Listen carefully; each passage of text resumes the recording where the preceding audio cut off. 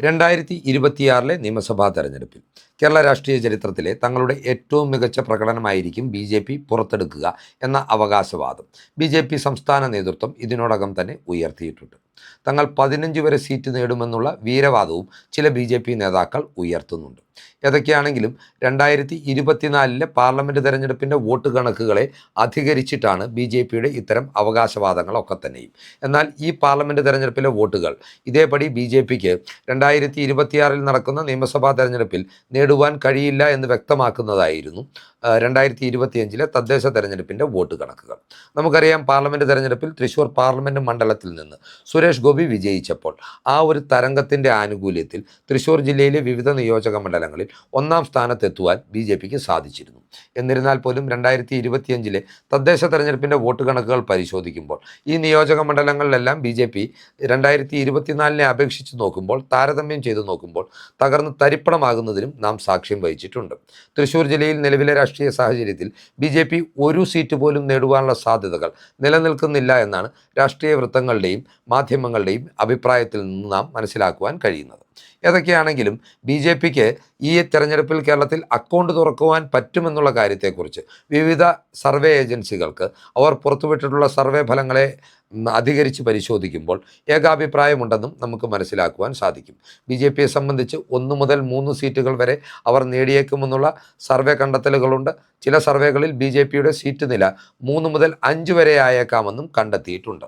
ഏതൊക്കെയാണെങ്കിലും ഈ ഘട്ടത്തിൽ ഇതുമായി ബന്ധപ്പെട്ട് തെരഞ്ഞെടുപ്പ് ഫലപ്രവചന വിദഗ്ധനായിട്ടുള്ള CP റാഷിദും അതുപോലെ തന്നെ മറുനാടൻ മലയാളി എന്ന ഓൺലൈൻ വാർത്താ മാധ്യമത്തിൻ്റെയും യൂട്യൂബ് ചാനലിൻ്റെയും ചീഫ് എഡിറ്ററായിട്ടുള്ള ഷാജൻ സ്കറിയയുടെയും അഭിപ്രായ പ്രകടനങ്ങളും പുറത്തു വന്നിട്ടുണ്ട്. ഷാജൻ സ്കറിയയും CP റാഷിദും തമ്മിൽ നടത്തിയ ഒരു പോഡ്കാസ്റ്റ് അഭിമുഖത്തിലാണ് ഇരുവരും BJPയുടെ നിലവിലെ രാഷ്ട്രീയ സാധ്യതകളെക്കുറിച്ചുള്ള അഭിപ്രായ പ്രകടനം പങ്കുവച്ചിട്ടുള്ളത്. ഇവരുടെ അഭിപ്രായ പ്രകടനം എന്ന് പറയുന്നത് മാർച്ച് മാസം 27-ാം തീയതി പുറത്തു വന്ന വീഡിയോയെ അടിസ്ഥാനമാക്കിയിട്ടുള്ളതാണ്. CP റാഷിദിൻ്റെ തെരഞ്ഞെടുപ്പ് പ്രവചന ശൈലിക്ക് ചില പ്രത്യേകതകളുണ്ട്.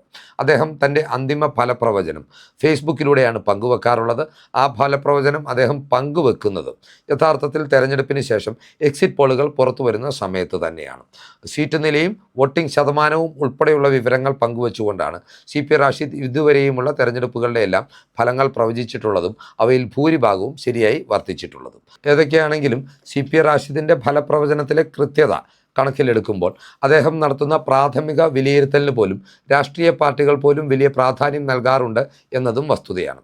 അതായത് മാർച്ച് മാസം 27-ാം തീയതി നിലവിലെ രാഷ്ട്രീയ സാഹചര്യങ്ങൾ പരിശോധിക്കുമ്പോൾ CP റാഷിദിൻ്റെ വിലയിരുത്തൽ അനുസരിച്ച് അദ്ദേഹം പറയുന്നത് കേരളത്തിൽ BJP 2 സീറ്റുകളിൽ വരെ വിജയസാധ്യത നിലനിർത്തുന്നുണ്ടെന്നാണ്. ഈ 2 സീറ്റുകൾ ഏതൊക്കെയാണെന്നും അദ്ദേഹം വ്യക്തമാക്കുന്നുണ്ട്. ഇതിനാമുഖമായി ഒരു കാര്യം പറയുവാനുള്ളത്, ഇത് CP റാഷിദിൻ്റെ അന്തിമ ഫലപ്രവചനം അല്ലാത്തതുകൊണ്ട് തന്നെ ഇത് തെറ്റിപ്പോയാൽ ഇതിൻ്റെ പേരിൽ അദ്ദേഹത്തെ ക്രൂശിക്കേണ്ട സാഹചര്യമില്ല. നിലവിലെ രാഷ്ട്രീയ സാഹചര്യങ്ങൾ, തെരഞ്ഞെടുപ്പിൻ്റെ പ്രചരണം അതിൻ്റെ 1-ാം ഘട്ടം പൂർത്തിയാക്കുമ്പോഴുള്ള രാഷ്ട്രീയ സാഹചര്യങ്ങൾ വിലയിരുത്തിയാണ് റാഷിദ് ഈ അഭിപ്രായം പ്രകടിപ്പിച്ചിട്ടുള്ളത്. റാഷിദിൻ്റെ അഭിപ്രായം അനുസരിച്ച് തിരുവനന്തപുരം ജില്ലയിലെ നേമം സീറ്റിലാണ് BJPക്ക് ഏറ്റവും കൂടുതൽ വിജയസാധ്യതയുള്ളത്. നമുക്കറിയാം, അവിടെ നിന്ന് സിറ്റിംഗ് MLA ആയിട്ടുള്ള പിണറായി മന്ത്രിസഭയിലെ അംഗമായിട്ടുള്ള V ശിവൻകുട്ടിക്കെതിരെ BJP സംസ്ഥാന അധ്യക്ഷൻ രാജീവ് ചന്ദ്രശേഖറാണ് മത്സരത്തിനിറങ്ങുന്നത്. UDF സ്ഥാനാർത്ഥിയായി അരുവിക്കരയുടെ മുൻ MLAയും ഇപ്പോൾ തിരുവനന്തപുരം കോർപ്പറേഷൻ കൗൺസിലറുമായിട്ടുള്ള യുവനേതാവ് ശബരിനാഥും രംഗത്തിറങ്ങുന്നുണ്ട്. BJPക്ക് കേരളത്തിൽ തന്നെ ഏറ്റവും വിജയസാധ്യതയുള്ള മണ്ഡലമായി നേമം നേരത്തെ തന്നെ വിലയിരുത്തപ്പെട്ടിട്ടുള്ളതാണ്.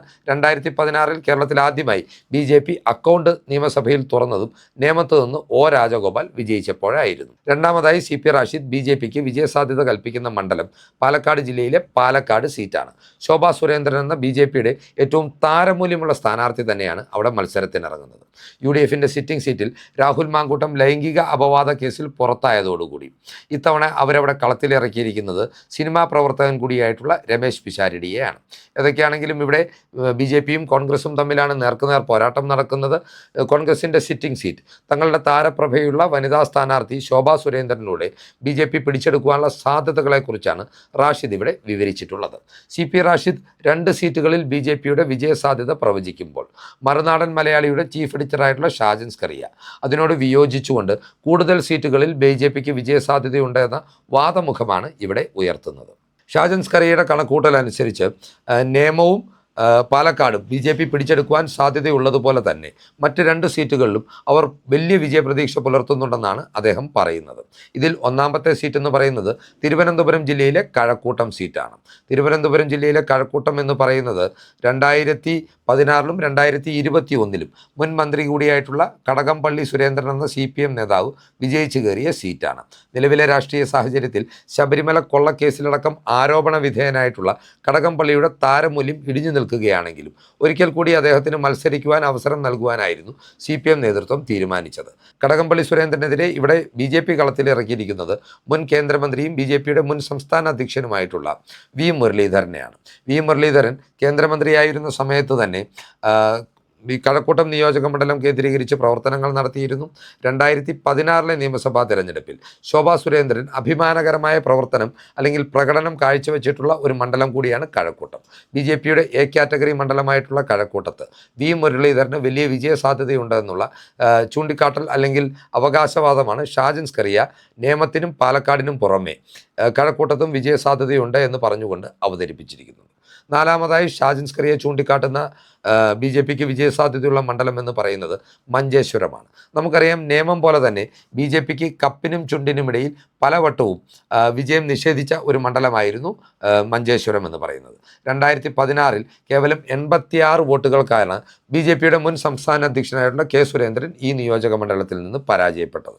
പിന്നീട് 2021 നടന്ന നിയമസഭാ തെരഞ്ഞെടുപ്പിൽ 800-ൽ പരം വോട്ടുകൾക്ക് മാത്രമാണ് സുരേന്ദ്രൻ മഞ്ചേശ്വരത്ത് നിന്ന് 2ാം വട്ടവും പരാജയപ്പെട്ടത്. എന്നാൽ ഇത്തവണ മുസ്ലിം വോട്ടുകളിൽ ഭിന്നതയുണ്ടാകുമെന്നുള്ള കണക്കൂട്ടലിൻ്റെ കൂടി അടിസ്ഥാനത്തിൽ സുരേന്ദ്രന് ഇവിടെ വലിയ വിജയസാധ്യതയുണ്ട് എന്നുള്ള ഒരു കണ്ടെത്തലാണ് ഷാജൻ സ്കറിയ ഈ വീഡിയോയിലൂടെ അവതരിപ്പിച്ചിരിക്കുന്നത്.